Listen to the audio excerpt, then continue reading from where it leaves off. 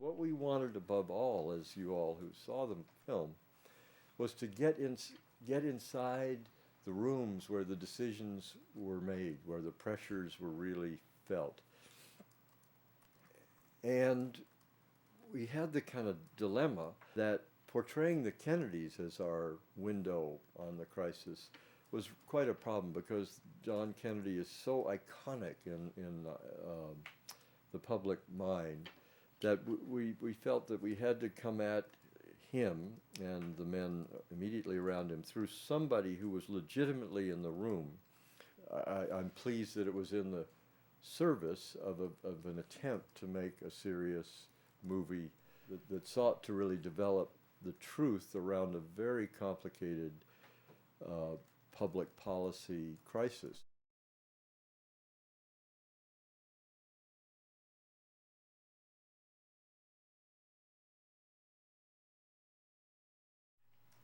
One thing I want to do was put you in that press conference as if it was 1962 or 1963, and really let Kennedy speak for himself. If we had had interviews, it would just add, people speaking for Kennedy, as opposed to Kennedy speaking for himself. And so we wanted to come up with a methodology that was, I guess, more accessible to the average viewer. And this, if you read the transcript, like I did, it'll give you headaches, like serious migraines, because you have scholars who debate for hours and hours about when is a decision a decision. Is it when Kennedy tells his decision to his inner circle, or is it when it runs through the bureaucracy? And can decisions also be reversed? And can reversals of reversed decisions be reversed? And when you get into all of that, it's hard to translate what you learn at the conference to film, because if we relied on what occurred in the conference, you'd end up telling the viewer, on the one hand you've got X, on the other hand you've got Y, and it just didn't seem as accessible to me.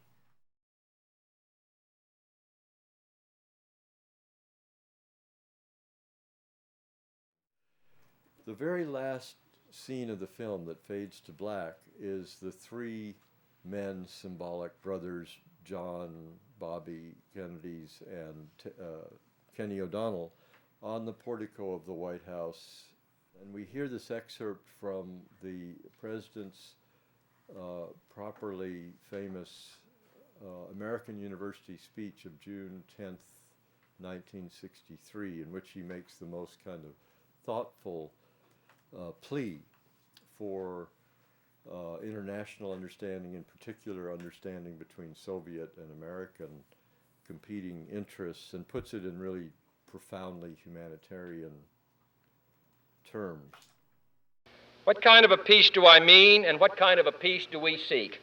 I am talking about genuine peace, the kind of peace that makes life on earth worth living, not merely peace in our time, but peace in all time.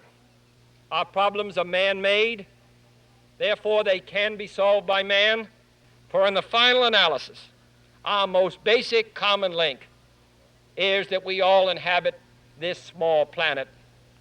We all breathe the same air. We all cherish our children's futures, and we are all mortal. And it occurred to me that though we didn't define it this way when we were working, that was really the premise of the film. If you'd had to say, well, what was this film about? It was about this idea that we have to be bigger than these conflicts, because if not, potentially all will be lost.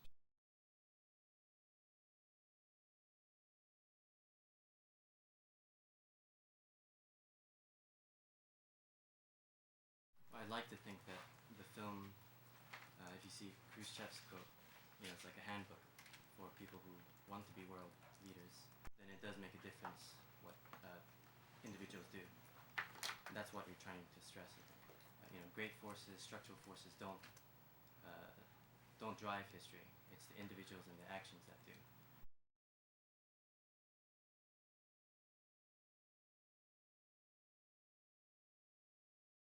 when we released the film in London or on the European continent, what we found was astonishment at this administration thumbing its nose at international agreements.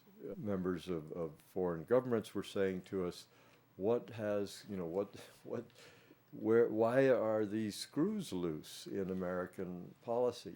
Anyway, we got a chance to be part of that discussion and tried to use the film where it could contribute to discussion and dialogue around these issues of leadership in times of international crisis, around the specific issue of nuclear proliferation. No, I'm going to attempt to, as I have said, protect our vital interests and see whether it's possible for us to reach an agreement in this matter which will not necessitate a war. It sort of took hold in that realm where culture meets politics, meets international issues, and that was our hope, that we could use the film sort of to move across institutional cultural borders.